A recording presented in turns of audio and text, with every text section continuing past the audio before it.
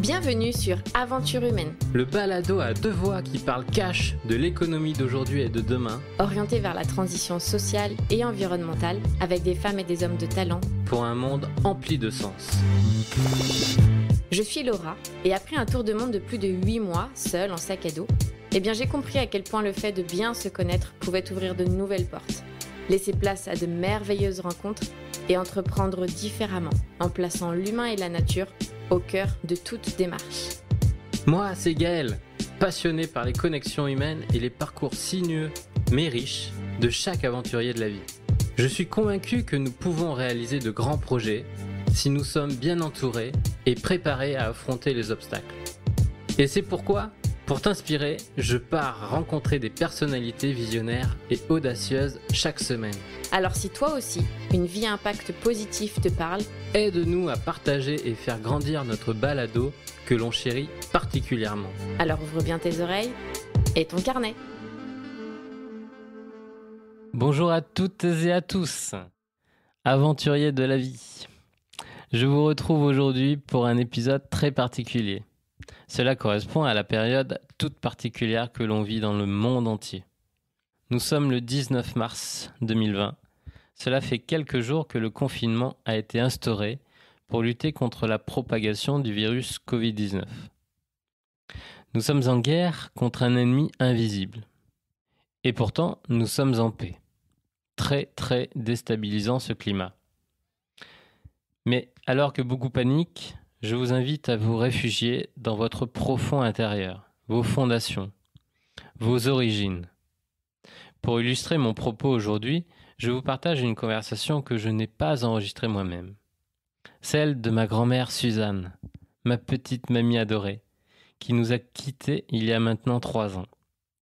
Elle aurait eu 99 ans dans quelques semaines. Sa vie a été incroyable, dure, riche d'expériences et d'enseignements, qu'elle nous a toujours partagées. Imaginez, elle a eu 7 enfants, 7 garçons, dont mon papa le cadet. Elle a entrepris et veillé au grain pour guider de son mieux tout son clan.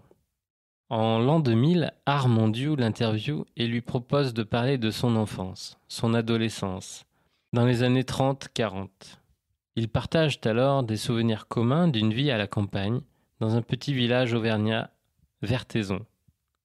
Elle nous encouragerait sûrement à garder espoir, patience et à revenir à l'essentiel, la famille et la marmite. C'est un cadeau que j'ai reçu il y a seulement quelques jours et je tiens à vous le partager pour qu'il circule. Serrons-nous les coudes, le podcast continue, nous nous adaptons pour faire notre part et être solidaires avec Laura. Merci mamie pour ton message, je t'aime fort. Des interviews de l'an 2000, réalisées par le groupe de recherche de l'ACEF-CIT. Aujourd'hui, il s'agit de l'interview de Madame Aymar, née Genestou. Commencez par vous demander si vous êtes née ici. Ah oui. Hein, et à quelle date? Je suis née à Vertaison le 23 avril 1921. Vous voyez? Vous avez donc, Et j'ai 79 ans passés. Madame Dieu. Voilà. Pour ma date de naissance. Et là où vous êtes née Je suis née à la maison Montagnon à l'heure actuelle, là, sur la côte des Rangs. et votre famille Et ma famille c'était la maison familiale. Ça nous a fait un petit pincement au cœur avec ma soeur d'avant, parce que c'était de la famille depuis des siècles. Ah, Et mon arrière-grand-père était d'Isra. ah, c'est intéressant, il s'appelait. Eh bien, c'était des aigles Jaffé. Alors, je ne sais pas trop, j'ai donné pas mal de documents à mon fils aîné, j'avais ramassé tous ces documents, en lui demandant de les trier, mais il n'a encore pas eu le temps, parce qu'on a des documents dans nos archives qui remontent à la Révolution. Ah, c'est vraiment intéressant ça. Oh là. Ce qui fait que les noms, il y a eu des remariages. Je crois que mon grand-père, c'était Desaigles-Jaffeux. Non, mon arrière-grand-père était Desaigles-Jaffeux. Mon grand-père, c'était Desaigles-Boussichat. Ma grand-mère, c'était une Boussichat. Ah, oui. Donc, un peu de parenté avec tous les Boussichats. Donc, c'est bien une origine vertaisonnaise. Vertaisonnaise. Ma mère était née à Vertaison, dans la même maison que moi. Mon père était né à Vertaison. Mes grands-parents, presque tous, étaient nés à Vertaison. Donc, ça fait très longtemps. Et vous avez dit le nom de votre famille? Eh bien, des Jeunesse-Tout, il n'y en aura plus. Des Aigles, il n'y en a plus. Les noms s'éteignent. S'éteignent, avec des filles. À cause de notre société qui prête et oui, le nom de l'homme. Ma mère avait une sœur. Donc, c'est deux filles. Bon. Moi, j'ai une sœur. C'est encore deux filles. Mon père était fils unique. Et alors, votre mère a accouché ici?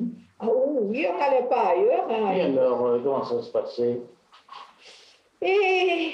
Vous n'étiez pas là pour le voir. Je n'étais pas là pour le voir, mais bon. La sage-femme, la mère Marchadier, elle a mis au monde des enfants ici. Elle avait une formation? Elle était sage-femme. Ah bon? Ah oui, ça, elle était sage-femme. Et quand elle allait dans les villages environnants, elle allait la chercher en carriole. Ah ouais. Ou alors elle y allait à pied. Et alors là, parce que ça demandait quand même des tas de choses, l'eau... Mais écoutez, quand on compare maintenant, de toute manière, moi, mes enfants, les premiers sont tous nés à la maison. Oui. C'est après. C'est pas si vieux.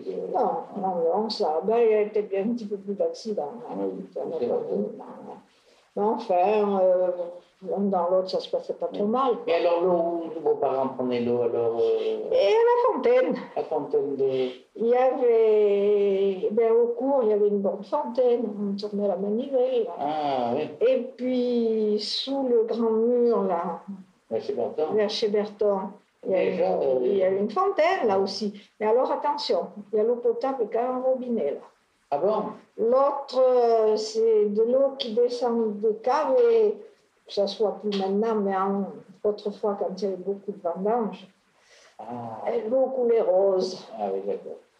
On s'en servait pour faire boire les bestiaux. Et alors, vos parents, qu'est-ce qu'ils faisaient? Agriculteurs. Ah bon? Ah oui, vous savez, on vivait de rien, hein. C'est le cas de dire, avec 2 ou 3 hectares, en polyculture, ça n'allait pas chercher bien loin. Et ils arrivaient à nourrir la famille quand même? Il ne faut pas dire qu'on était riches, on était pauvres, hein. On était pauvres.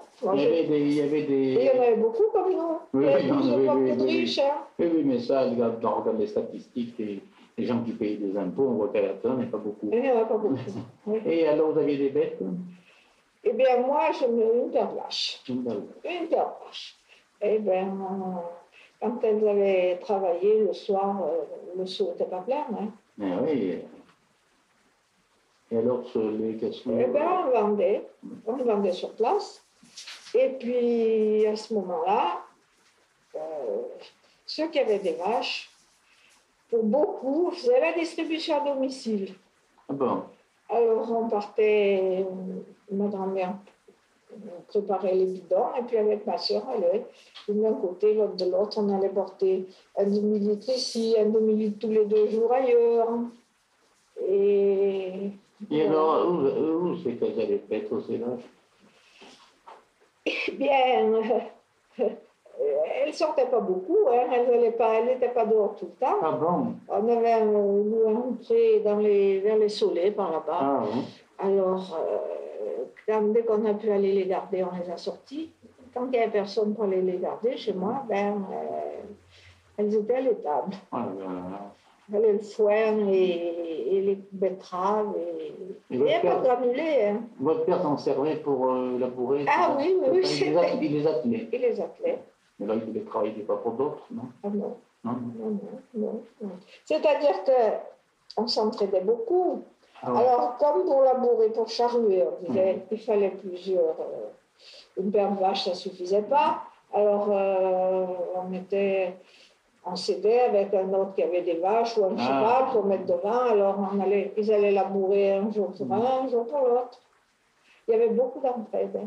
Et alors, vous vous rappelez de votre enfance, de cette période-là Oh oui, je me rappelle. Avant d'aller garder les vaches. Ben oui, parce que, bon, je dirais que tout le monde n'était pas pour moi, mais enfin, maman est morte, j'avais 6 ans.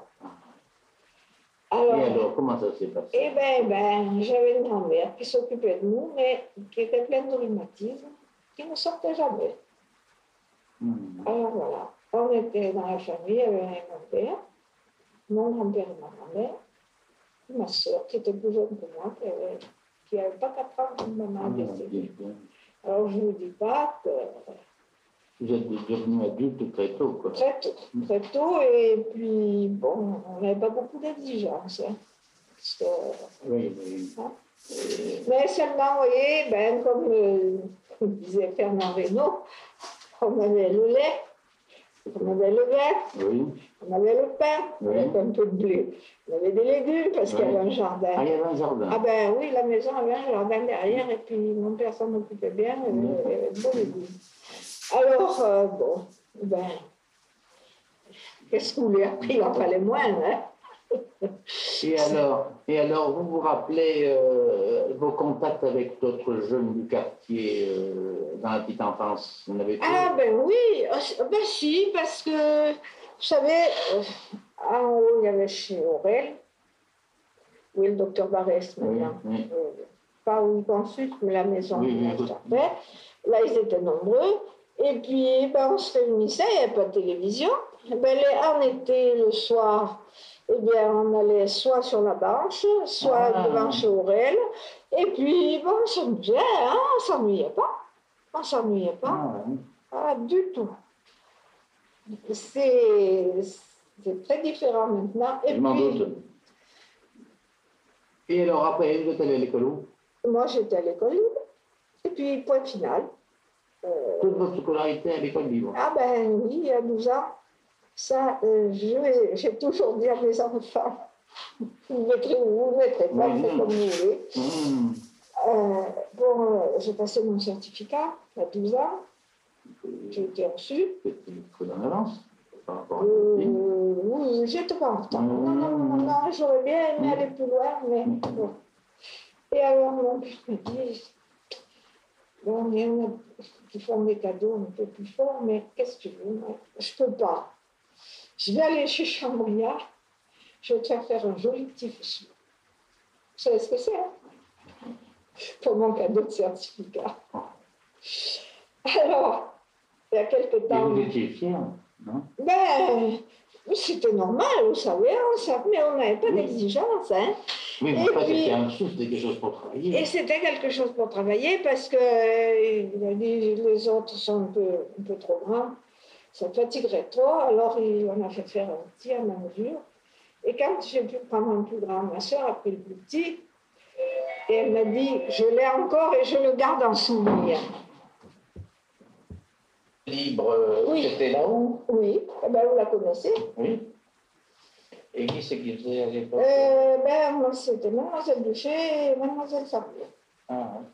Ça, c'était... Bon, c'était de bonnes institutrices. Et alors, cette classe d'études se passait avec les autres de l'école laïque? Oui. Mélangé. Oui, ça... Et alors, qu'est-ce que c'est qui vous avait fait choisir pour l'école libre au lieu de l'école laïque? C'est votre ben ça, c'est la famille. C'est la famille. Ouais. C'était une tradition. Oui. Est-ce que vous avez des souvenirs de vos travaux d'aller au champ? Ah ben oui, bien sûr. Mais qu'est-ce que vous voulez? On avait polyculture. Ça veut dire, hein? Alors, il y avait un peu de blé, un peu de sel dans des endroits où on ne pouvait pas aller facilement, un peu de vigne, des pommes de terre, des betteraves pour les vaches, des sucrières, un peu d'ail. Je me rappelle même quand le père Dosa faisait des graines, et on avait fait des porte-graines, c'est-à-dire des carottes. Ah oui. Et alors après, on allait les couper en été. Ça faisait un petit plus. Ça faisait un petit plus, oui. Alors, c'était de la polyculture. Alors, c'est ce que je vous dis, on avait à peu près, on élevait un cochon ou deux par an. On n'était pas malheureux pour manger. Hein. Vous avez commencé très tôt à travailler dans le champ. Ah ben oui, parce que mais ça ne se posait pas, c'était naturel. Il n'y avait pas que nous, les enfants qui avaient des parents agriculteurs, ben, ils les suivaient au champ. Hein. Ça, il n'y avait pas de... On fait ça aujourd'hui. Donc, vous n'aviez pas l'occasion les soirs après l'école d'aller courir dans les rues Ah non, non, non, non. Non, parce que, vous savez, il y avait des vaches. On allait rejoindre les parents au champ, soit la plupart. Hein. Ah ouais. Tous les enfants des agriculteurs, c'est souvent après l'école, ils partaient aux gens des parents. Ah oui, on ne courait pas trop les rues. Mais on se ramassait dans les quartiers, mais on a un bon souvenir du quartier. Un bon souvenir. Après, un peu plus grand, ben, c'est pareil. Après, il y avait Roger Berton, il y avait chez Guillou, là où il y avait Paul Rudel, il y avait Amélie Guillou, il y avait... Bon, ça se passait bien. Hein. Ça se passait bien. Ça... Et alors, vous avez il y avait l'électricité chez vous? Une? L'électricité. Ah oui. Moi, j'ai toujours vu l'électricité. Toujours vu l'électricité. Ah, par contre, il y avait une 25 bougies pour éclairer la cuisine et une 16 bougies dans les chambres. D'accord, voilà. Après, juste au début, vers 1939-40, on a acheté un petit réchaud électrique. Ah bon? Oui, déjà, bon. Oui. Il y en a qui avaient des cuisines. Ça commençait les cuisinières électriques. Et alors, bon, il y avait quand même le problème de... Il n'y avait pas d'égout à la maison. Ah non. Il y avait le problème des sanitaires, des WC. Eh bien, ceux qui avaient un jardin, on faisait un petit coin dans le jardin, une petite cabane dans le jardin. Ça finissait après, on mélangeait avec la terre. Ceux qui avaient des bêtes, ça ne posait pas trop de problèmes. Mais les autres, eh bien, ceux qui étaient dans le centre du pays, à 10 h du soir, vous n'aviez qu'à vous promener à Vertaison. Et puis c'était, on allait avec le... Enfin, moi, je n'ai jamais fait ça. Oui. Vous allez avec le seau hydro, et le balayette, oui. Et puis, on prenait l'eau à la grande fontaine. Et puis, c'était l'égout, la rue... À l'époque, la rue derrière. La salle des fêtes de l'époque. Oui. Et ça partait, ben, après, ça ne sentait pas trop bon. Après, il y a eu des WC publics. Ah. Là, à cet endroit. Alors, au lieu de vider comme ça se vidait. Je ne sais pas, après, ça c'était pas tout à fait pareil. Mais c'est ça. Hein. Mais je me suis laissé dire, je parle un peu, moi, je me suis laissé dire que certaines rinçaient leurs choses-en de l'avoir dans le bac. Mais ça fait qu'il y avait des protestations parce qu'après les chevaux et les vaches, on buvaient. Oui. Mais ça, je ne vous dirais pas le contraire. Mais par contre, écoutez, c'est pas si vieux. Hein. J'ai un fils qui a 56 ans. Et puisqu'on est venu ici, bon, moi, quand je me suis mariée, je suis partie à Espira. Puis on est revenu en 49. Et j'ai un fils qui est né en 44. Eh bien, en descendant la petite rue, il y avait la mer des Gouales, les vieux des Gouales. Eh bien, le matin, elle ouvrait la fenêtre et flotte le pot de chambre par la fenêtre. Il s'en rappelle, il dit « Oh là là, je vais échapper belle ce jour-là ». Alors après, avant de passer, il regardait, il parlait. Faut dire, attention, j'y suis. Parce qu'elle ne regardait pas, elle ouvrait la fenêtre et flotte. Vous voyez que c'est intéressant ça pour nos petits-enfants quand ils écouteront des choses comme ça. C'est pas si vieux. C'est pas si vieux ça. Ça, c'était en 1950, 60, 51. Ah, dis donc. Alors, après, l'eau est arrivée en 51. Nous, on a eu l'eau sur le robinet. Oui, c'est en 51. Moi, j'habitais Vertaison. Oui, il y a une autre question, mais plus indiscrète, et vous êtes bien placé pour en dire quelques mots. Comment, pour les jeunes filles adolescentes, les questions des rapports avec les hommes étaient vues à cette époque? Est-ce que les parents, les grands-parents en parlaient? Ah, vous savez, Et je crois que ça a duré assez longtemps. Non, ça s'apprenait comme ça, sur Voilà. mais pas trop avec les parents. Ouais. En conversation avec les copines. Ou alors ce qu'on pouvait écouter Ah oui, voilà. quand on écoutait, n'est-ce pas? Les jours de batteuse, on en apprenait. Ouais. Parce que les jours de batteuse, le soir, ils ne se pouvaient pas dire des blagues. Bien sûr. Mais alors c'était difficile à... Et oui, alors on écoutait. Ouais. Et c'est que des fois, quelques années après, on regardait dans l'oreille, on disait ah, tiens, qu'est-ce que ça voulait dire? Je me rappelle des conversations de ma mère avec Madame Legon, Claire, chez moi, là, et elle parlait de Sternberg. Voilà. Et moi, c'est ce que j'entends. Oui, et puis ça commençait. Ah, ça, c'est. Et oui, c'est. Bien sûr, ça, c'était tabou. Voilà, et à l'école, pareil. Eh bien, pas tout à fait. Hein. Ah, bien. Là, la maîtresse, il y avait des mises en garde. Mademoiselle Duché, non, elle avait pris les plus grandes, et on s'en rappelle encore. On nous expliquait quand même, maintenant ils l'apprennent dans les livres. Oui. Mais à cette époque, c'était sauté dans les livres, il fallait le deviner. Hein. Et elle nous avait remonté quelques-unes, et puis alors il y en avait quelques-unes de plus dégourdies, là, tout délurées, comme la Suzanne Perrier, tout ça, il y en avait toujours qui étaient... Bien sûr. Alors elle les avait faites venir aussi, puis elle nous avait quand même expliqué. Parce que, une question un peu particulière, surtout pour les filles, quand les premières règles, ça doit plus oui, mais... La grand-mère, qu'est-ce qu'elle disait Entre soi, on savait. Ah ben, moi, n'est-ce pas, la grand-mère, la mère Marchadier, la sage-femme, c'était un petit peu parent avec moi. Et elle venait très souvent chez ma grand-mère. Alors, je savais, j'en écoutais un petit peu plus. Elle le disait en patois. Mais, elle disait, bougre. Comment elle disait ça? Une fois où il y en avait une qui avait eu un accouchement un petit peu difficile, alors elle disait, bourresse. Quand tu as préféré, il faut être un mot pour le prendre, pour le poser. Mais ça devait être un drôle de problème pour certaines, alors. Oui, ça, après, il y en avait toujours plus dégourdis qui le disaient aux autres. Hein. Ça, c'était pas... C'était... Bon, tant bien que mal, ça... Vous voyez ce que vous racontez plus intéressant qu'on aurait pu le supposer, hein?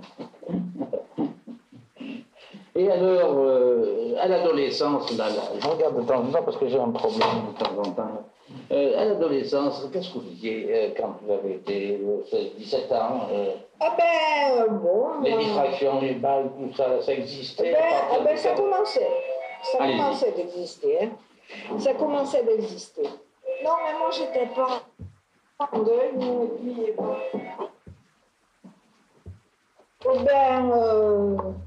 moi, je faisais pas grand-chose. Enfin, si, on allait se promener avec une demoiselle Boussu, je ne sais pas si vous vous rappelez. Elle habitait un plus haut que votre sœur. Qui faisait de la couture de la broderie. La broderie. Oui. Alors, qui vivait dans une maison. Voilà. Oh là là, il fallait, je ne sais pas, c'est pour une petite planche là, pour aller chez elle vers la fin de... Non, c'est pas ça. Non. Eh bien, c'est chez Pinardon, là-haut. Ah bon? La maison de Prosper Maria. D'accord. Oui, mais je me rappelle, c'est Madame Boussu. Mademoiselle Boussu. Oui. Bien, comme on faisait partie des chanteuses, on allait se promener les dimanches. On allait à Mirabeau, on allait à Moissat, on marchait les dimanches. Oui. Et puis après, plus tard, moi je me suis occupée de la JAC. Ah oui, d'accord. C'est-à-dire après la guerre? Non, avant? C'était en 1940, ça a commencé pendant la guerre. Parce qu'il y avait alors deux sections, il y avait la section filles et la section garçons. Et voilà. C'est Madame qui Oui. Oui. Ah oui, parce qu'à l'époque, les filles et les garçons, c'était séparé. C'est qu'après que c'est venu. Oui. Et alors, dans le pays, les rapports justement de ces jeunes adolescentes avec les Ah gars. si, ah ben, il y en a beaucoup qui allaient chez Dubienne en fait. Ah bon? Dubienne à Pont du Château. Il a dû monter son truc en 1935 par là. Voilà. Et alors là, ben, c'était le rendez-vous des dimanches. Les parents n'avaient pas trop. Ben, les filles avaient quand même déjà 17-18 ans. Là. On se mariait plus jeune. Hein. Ah bon? Ah ben, il y en a beaucoup qui se sont mariés à 18 ans. Pas moi, mais ma cousine, entre autres, elle avait 18 ans quand elle s'est mariée. Oui, je sais que ça étonne quand on en parle. Ma grand-mère s'est mariée à 16 ans. Ah oui, mais... Oui, c'était... Maintenant, n'est-ce pas, ils vont à l'école jusqu'à... Mais oui, plus tard. Beaucoup plus tard. Beaucoup plus tard. Ce qui fait qu'en général, ils se marient pas avant d'avoir fini les études, hein, ils attendent. Alors, bon, ils cohabitent avant, mais... C'était intéressant, cette animation de la JAC. Ah oui, moi, ça m'a apporté beaucoup. Il y avait... ça regroupait surtout les filles de l'école libre.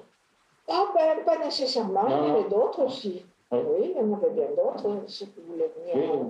C'était ouvert à tous, hein. C'était du temps de l'abbé Guitard. Après, bonne foi. Oui, je ne l'ai pas connu. Non. Il est resté 10 ans. Il est venu quand l'abbé Guitard est mort, Ah, ouais. Eh oui. en 40. Eh oui, moi j'ai pu suivi après. Et Et- c'est plus là après. Oui, et puis... La bonne fois, je ne l'ai pas connu. oui, de 40 à 50. D'accord, moi j'ai connu un Bertis, ça, un peu. Après, oui, ben, mais Berdi, c'est 1950. Voilà. Donc, en 1947, je m'intéresse moins à cette date de ça aux autres, mais quand même, vous avez participé à la première fête des Vendanges qu'on avait Non, organisée. moi, je me suis mariée en 1944. Ah, parce qu'on a fait la première fête des Vendanges à l'artisan avec 1940. l'UJRF et la JAC avec Amazon, Ah, d'accord. ensemble. Moi, je me suis mariée en 1944 au mois de janvier. Oui, mais votre époux. Mon époux était d'Espira, il faisait partie, on s'est connus justement à la JAC. Ah oui. Mais je suis partie de Vertaison à Oui. ce moment-là. Alors, entre 44 et 49, où on est revenu, il y a des choses à Vertaison qui m'échappent totalement. D'accord, c'est sûr. Ça, c'est... oui. Par contre, la fête des vendanges, après avec mes fils les ont faites, les fêtes des vendanges. Hein. Oui, on avait débuté avec René Amadon. Mais moi, ce qui m'intéresse surtout, c'est l'histoire du passé, de ce qu'on peut grappiller, comment on vivait et tout. Parce que, en revenant un peu en arrière, du fait qu'il n'y avait pas la télévision et tout ça, il y avait des rencontres conviviales. Comment vous Mais oui, mais alors, voyez, le cassage des noix, tous ces trucs. Voilà, c'est ça, le cassage des noix. On tuait le cochon, il y avait le repas du cochon, Ah bon? on invitait les parents, ou bien, puis ça, on rendait les voisins avec qui on était bien, ou bien si on avait une reconnaissance pour quelqu'un, on allait porter la fricassée. Ah ouais. On coupait un petit morceau de grillade, un peu de boudin, vous voyez, ça. Ah bon. Alors, le cassage des noix, trier les haricots. Parce qu'on mettait les haricots aussi pour trier pour les semences. D'accord. Ou pour vendre. Oui. Ça. Et puis les journées batteuses. Les journées batteuses, c'était la fête, ça. Les journées batteuses. Vous vous rappelez de ces journées batteuses, il y avait du monde. C'était qu'une partie, nous, parce que, on était à plusieurs horaires. Il y avait déjà le fils qui travaillait bien. Ils avaient une demi-journée, eux. Et puis alors, pour faire l'autre demi-journée, on était 3 après. Alors, je ne dis pas comme on avait... Et qui c'est qui préparait les repas? Ah, ben, là, c'était chaque famille. Chaque famille On préparait le repas, oui. Ça... Et alors, les hommes allaient s'aider. Bon, tu viendras m'aider pour la batteuse, moi, j'irai être en brutal. D'accord. C'était... Pour beaucoup de choses, c'était comme ça. Voilà, il y a des rapports humains plus suivis que maintenant. Bien sûr. Ça veut pas dire qu'ils ne s'engueulaient pas, ils s'engueulaient bien très longtemps. Ah ben, je ne vous dis pas, hein, mais c'était pas la même chose parce que maintenant, il faut faire attention à tout. Est-ce que vous êtes bien assuré? Voilà. On n'y pensait pas, hein. Ben, si vous n'êtes pas assuré, ben, si jamais il arrive une tuile, ben, on peut vous mettre à plat. Hein. Moi, je me souviens de gens qui ont perdu des chevaux. les autres, c'était chez Ferdinand Place, ça a dû lui arriver 2 fois de perdre un cheval, mais les autres paysans passaient dans la maison. Ah oui. Et chacun donnait ce qu'il pouvait.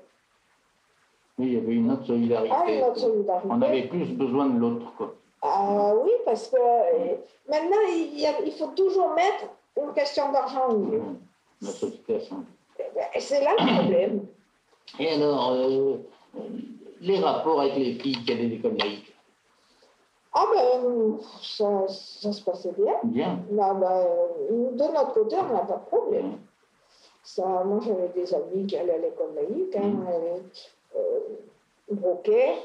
Ah oui, J'étais bien avec elle, Paulette Charrier, et d'autres. J'étais, Tommy, Madame Tommy. On était tous très bien. Ça ne posait pas de problème. Hein. Et alors, vous vous rappelez aussi vos balles à la salle des fêtes, là? Ah oui. Hein? Je me rappelle d'un certain 14 juillet. Ah bon? C'était en dessous. Ah oui, on dansait sur le ciment. Il est venu un aura. Ça pétait toute l'électricité. Eh ben, une balle a été vite finie. Ah bon? Ouais. Ben oui, les balles, il n'y en avait pas tous les 4 matins. Alors, quand il y avait le bal de la musique, il y avait le bal des pompiers, et le bal du 14 juillet, et le bal de la fête de Verntaison. Et ça. Alors là, il y avait du monde. Et vous participiez aussi aux processions? Ah ben oui, quand il y avait des processions, oui. Avec les bannières et tout. Eh ben oui, exactement. Parce que moi, j'y étais aussi, là. Hein? Oui, oui. Ah bon? Oui, on savait les reposoirs pour la fête Dieu. Oui. Ça y est, avec la guitare pour l'Ascension, on montait à l'ancienne église. Oui. Je me rappelle, moi, quand on était gamin, là, parce que je mangeais chez les sœurs, moi. Oui.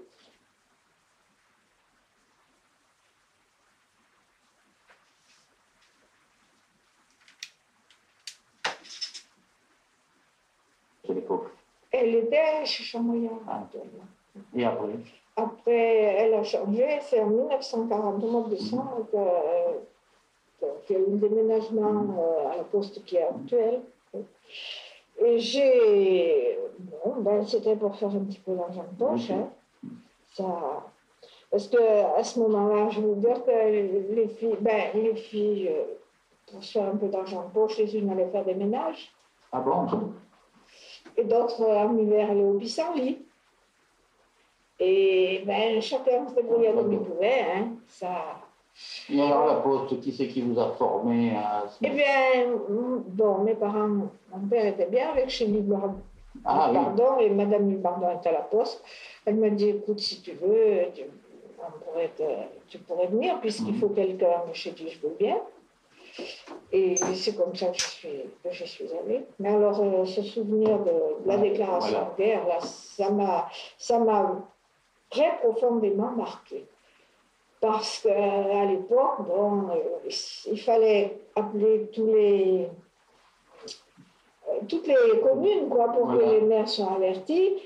Et c'était impressionnant parce qu'on entendait chacun pleurer. Enfin, les femmes, c'était presque toutes les femmes qui étaient au téléphone, mais la plupart pleuraient parce que le mari allait partir ou était déjà parti, ou etc. etc.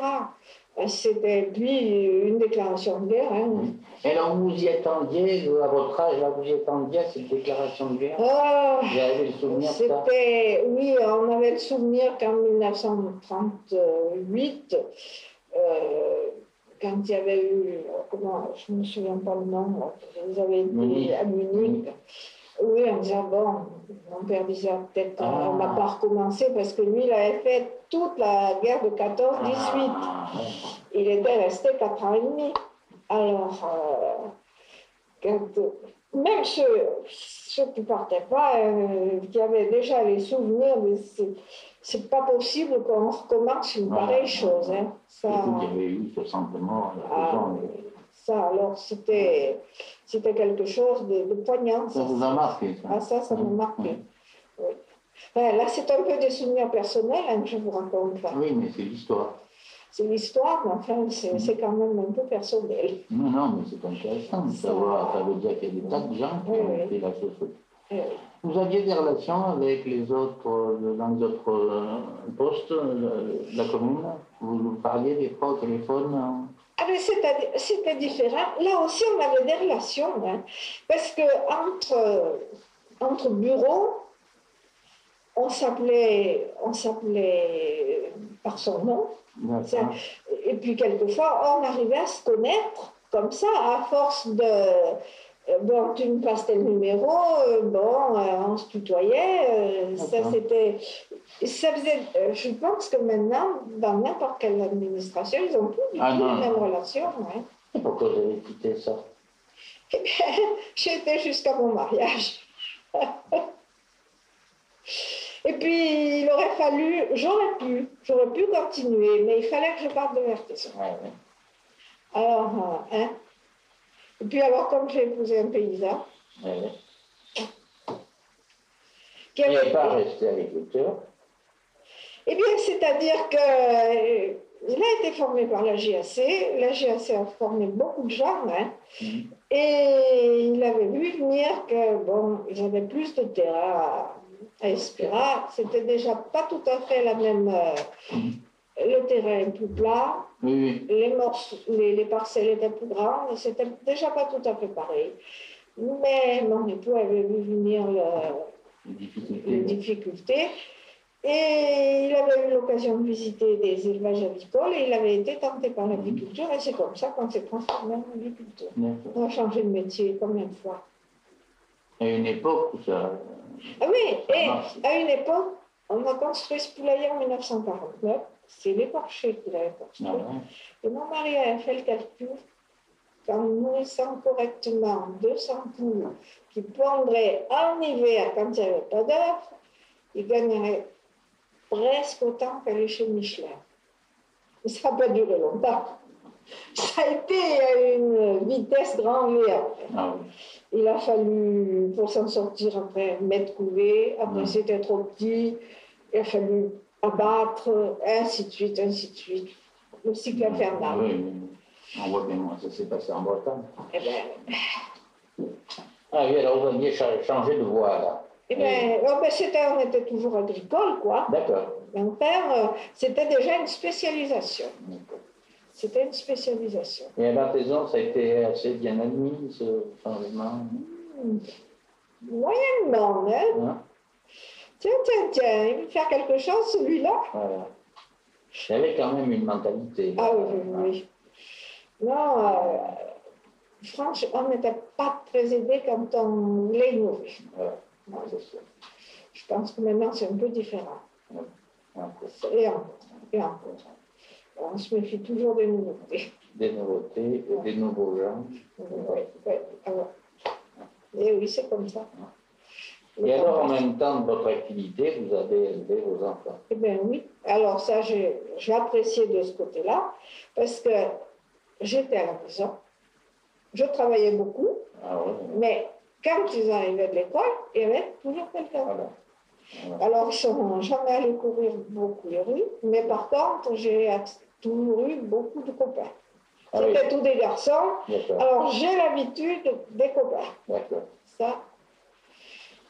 Et alors, dans votre enfance, si on voulait y revenir quelques secondes, là, vous n'avez pas d'anecdote sur des choses qui seraient passées à l'artisan, qui vous auraient marqué? Mais moi, ce qui m'avait marqué, c'est ce concours agricole. Ah, ça avait été important. Ah, ça a été important. Ça, c'était quelque chose. Je me suis fait raconter par... Ah là, c'était formidable. Ça, et il m'a montré un document où on parle de 20 000 personnes. Ah, c'est fou ce qu'il y avait. Alors, tous les gens s'y étaient mis. Il y avait quand même, il s'était planté 2000 sapins dans la commune. Ah bon? Tous les hommes s'y mettaient. Dans les rues, là? Dans les rues. Ils plantaient des sapins tous les 10 mètres, je ne me rappelle pas combien. Et j'avais 10 ans, et Camille Drovan était secrétaire de mairie. Ah, Camille était secrétaire de mairie? Et un beau jour, il m'a dit, c'est les vacances, tu feras des roses. Et alors, vous parlez de la branche, on s'est mis sur la branche et avec les copines, et ben, on a fait des corbeilles et des corbeilles de roses. Parce qu'après ces sapins, on allait approcher des roses. Puis Berthézon était décoré. Oh, s'il y avait eu des caméras, Oui. Oh là, je regrette de ne pas Mais avoir ça crée une belle ambiance. Oh là, mais c'était super. Berthézon, ceux qui s'en rappellent, c'était... Là, il y avait le pharmacien Gravière. Oui. Il avait une torpedo. Oui, une des premières voitures Berthézon. Et son garage était en haut de chez moi. Ah bon? Sur la côte. C'est chez Lentignac qui ont acheté après. Et alors, il avait amené sa voiture là, au carrefour. Là.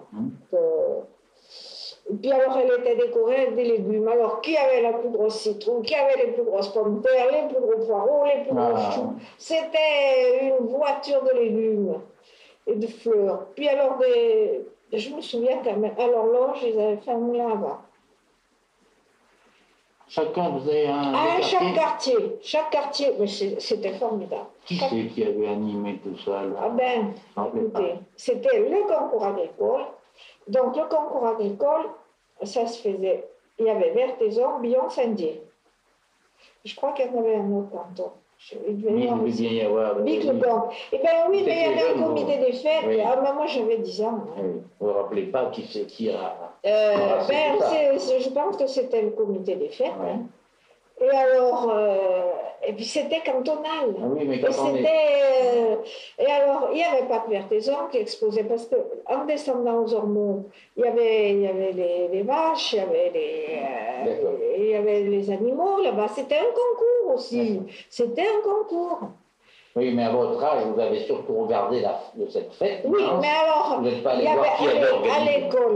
À l'école laïque, il y avait le concours des ouvrages de dames. Et le concours des artisans. Je me souviens qu'Henri Delair avait fait une bouteille, un service à liqueur en petites lames de bois comme ça. Ah la bouteille et l'Henri Delair. Ah bon. Ouais.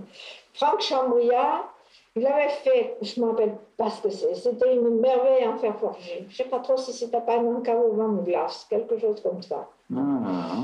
Et alors, moi j'avais exposé, bien sûr, alors j'avais exposé et j'avais brodé un apron à 10 ans.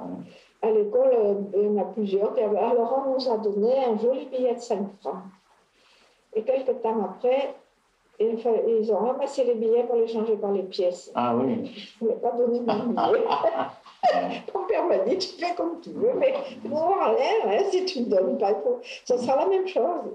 Alors, il y en a qui avaient été primés, hein, il y avait des travaux magnifiques. Hein. À l'école laïque aussi, elle avait fait beaucoup de belles choses. On travaillait beaucoup avec les mains. Ah, on travaillait beaucoup avec les mains. Hein. Et puis, il y avait, vers chez Marchas, ils avaient fait une guirlande d'œufs. Ils avaient percé, il avait fait beaucoup de brioches, percé les œufs, sans abîmer les coquilles. Oh. Ouais. Il y avait une guirlande d'œufs. Vers chez Desvoiles, il y avait une guirlande de Bousset. Vers chez... C'était bien ça, hein. Et alors, vous vous rappelez de l'école des garçons? Oui. Et alors, là, je ne me souviens pas, cette fois-là, si c'est pour le concours agricole ou pour le festival de musique.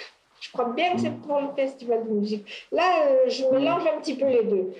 Les décorations, là, que je vous dis, c'était pour le concours agricole.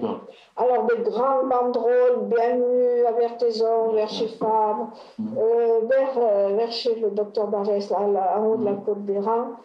Le matin, Jacques Bayard et puis mon père, ils disent, oh mince, on n'a rien fait là. Ils vont voir Dosa, il fait une banderole, ils vont chez Rochette chercher des grands morceaux de lierre, ils font des beaux rideaux en lierre, et ainsi de suite. Partout, c'était décoré comme ça. C'est des décorations, moi je me rappelle de certaines, pas de toutes. Et alors, qu'est-ce que je voulais dire encore? Ça fait rien, je vais vous en poser une autre.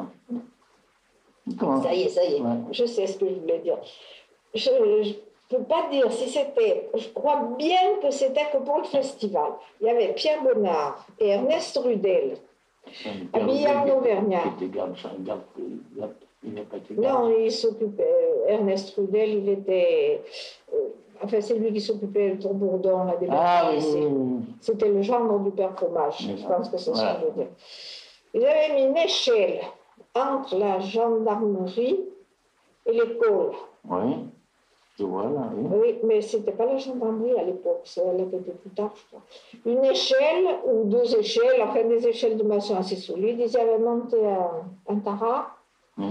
Et quand le défilé passait, il venait des confettis. Avant, quelle idée! C'était super. Ah, j'en doute. C'était super. Ah, ils avaient des idées. Ils avaient des idées, ils étaient en auvergnat. Là, c'est pourquoi je vous dis, c'est dommage qu'on n'ait pas de photos de ça. Oui, alors... Changeons de sujet. Vous saviez à la fois au marché de Dijon? Bon, pas beaucoup. Non. Eh bien non, parce qu'on y allait à pied. Ah, ouais, il y avait bien le train. Ben, le train, mais je l'ai pris pour Inspira. En blague. Ah oui.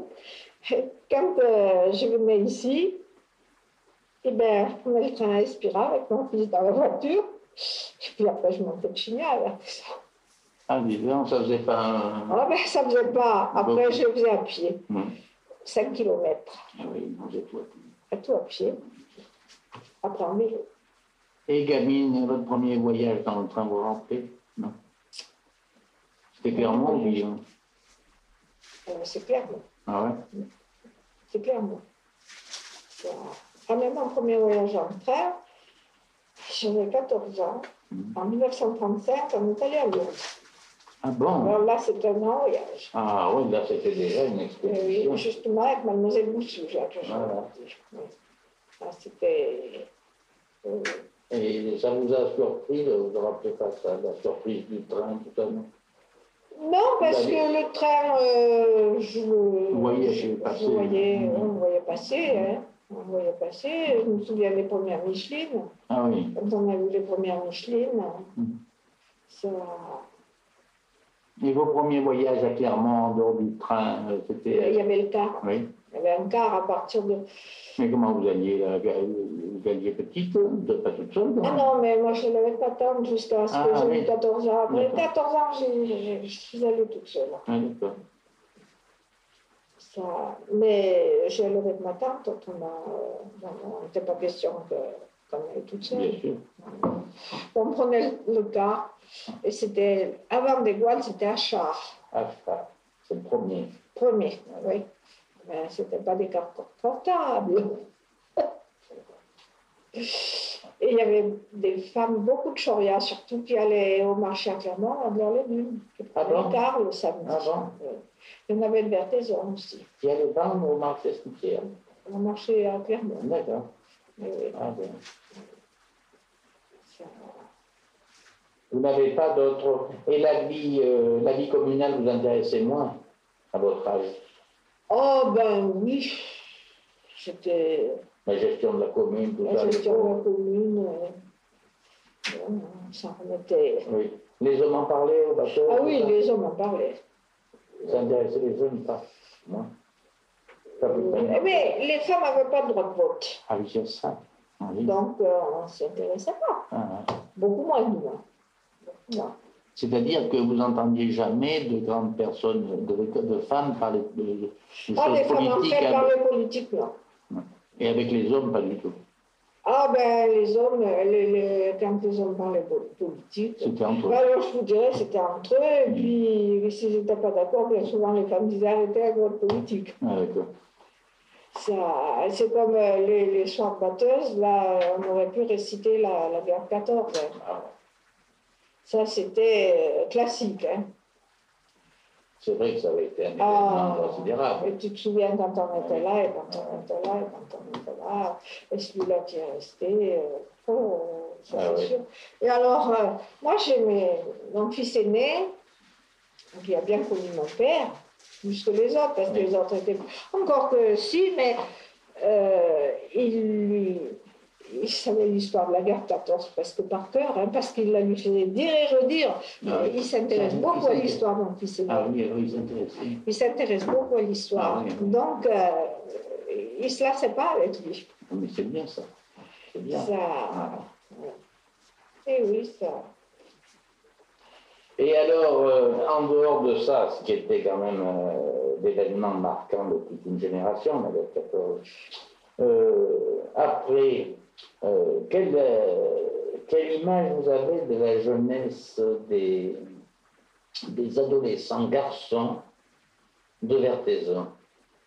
Je vais vous mettre sur une piste. Par exemple, les retours de fête, de la fête patronale. Oui, alors c'était pas comme maintenant, parce que c'était le dimanche que ça se passait. Les garçons entre eux, des fois, ça... Je vais vous dire une anecdote. Les routes n'étaient pas goudronnées. Bien sûr. Alors, moi je me souviens, quand la première route s'est goudronnée, Charlie Bardon travaillait à la carrière, parce que quand la carrière a été ouverte. La carrière. Du Puy-de-Mur. Et c'était dans les premiers temps, et les pierres, ils font du pavé, quoi, de l'avenue de la Gare maintenant. C'est la première qui a été goudronnée, avec ces pierres, je me rappelle. Je me rappelle parce qu'on allait au champ, on avait des champs de l'autre côté de la route, alors c'est pourquoi. Et alors là, quand la route de Choria s'est goudronnée, la traversée là, du pays s'est goudronnée, c'était les premiers temps que Lily Desgoual avait pris la ligne. Et puis un dimanche matin, à 2h du matin, on entendait qu'est-ce qui se passe? Il y avait des bidons de goudron qui avaient été mis en fin de semaine pour mettre le goudron.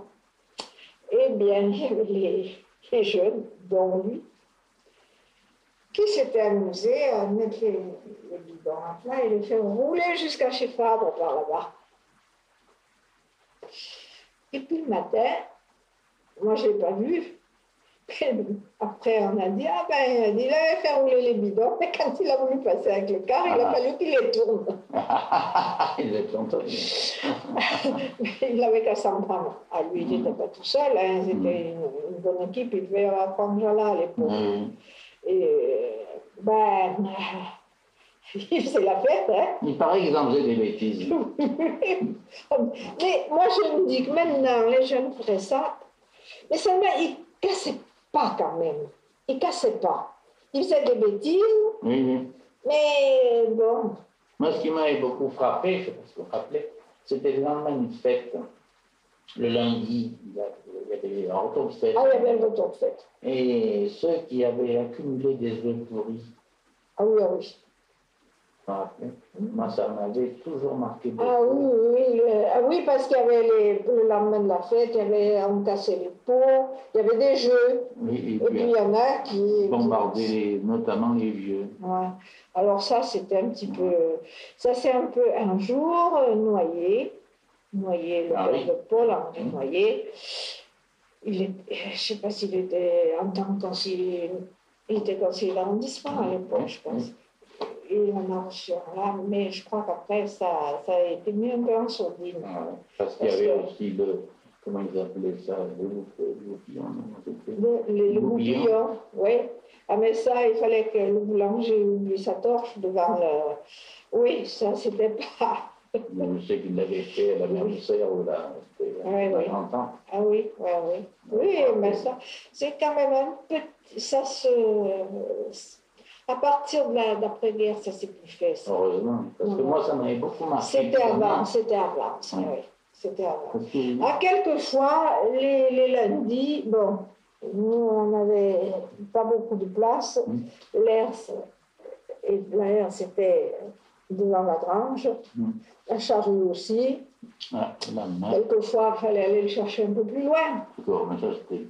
Ça, c'était classique, hein. C'était classique. Moi, je me rappelle tout gamin, cette vieille dame qui descendait le monument aux morts, là, elle était toujours courbée comme ça, un peu en La mère Ferrier? peut-être un peu de faux folle, je sais pas. Enfin, il lui lançait des œufs de faux. Oui, oui, oui. Oui, mais je vois qui voulait dire. Je la vois, mais je crois bien que c'était la mère Ferrier, ça, Oui, la grand-mère voilà, je ne sais pas comment on l'appelle, la grand-mère de Ferrier. Ah, il y a des choses qui se faisaient, c'était pas tout très joli. Voilà, hein. voilà. Non, non, mais moi, je ne suis pas. Je crois que bon, le respect des lieux n'était pas toujours.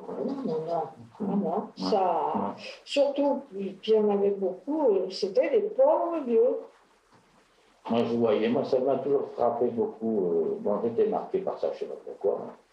Je les voyais monter, là, du fond du pavé, là, il y avait un vieux bonhomme là, qui montait avec un fagot de temps en temps de serment de vigne ou de bois, je sais pas, il était tout courbé, il avait un âge. Et moi, je ne me rappelle pas vraiment, mais voir ces gens qui Ah oui, mais vous savez, hein, moi je me rappelle de beaucoup de vieux. Dans mon quartier, là où si on faisait le tour, eh ben, il y en avait des vieux pauvres, des pauvres vieux. Ah. Mais ils vivaient de rien. Il y en a un, je n'ai jamais su son nom. On l'appelait le I. On l'appelait le I. Il habitait, je ne peux pas dire que c'était bien une maison, il devait y avoir une pièce à côté d'une grange, j'en sais rien. Plus bas que chez moi, il montait, il allait en journée chez des paysans, il allait chez l'un, chez l'autre. Et alors en montant, il bégayait. Alors, il parlait tout seul et puis c'est pourquoi on l'appelait le I. Et ça, il vivait de rien. Alors, on lui donnait un petit peu. Il lui donnait à boire. Enfin, il allait son verre. Il lui donnait un peu à manger. Il était nourri quand il y allait. Hein. Et les affaires, il n'en achetait jamais. Les uns les autres, il donnait des affaires. C'est bien drôle de lui. Et il avait du charbon pour se chauffer. Et puis, point final. C'est tout. Il vivait, mais il vivait de rien, de rien. Enfin, c'était vraiment, de rien. C'était vraiment des Mais il y en avait ici. Ouais, si vous aviez fait le tour, il n'y avait pas d'assurance, il n'y avait pas d'allocation, il n'y avait rien. Il y avait beaucoup de pauvres. Ça, il y avait quand il arrivait un malheur dans une famille, mais ça vous mettait à plat complètement. Ça, c'était pas passable. Ça veut dire que la guerre de 14 a dû faire du dégât avec tous les morts. Eh bien oui.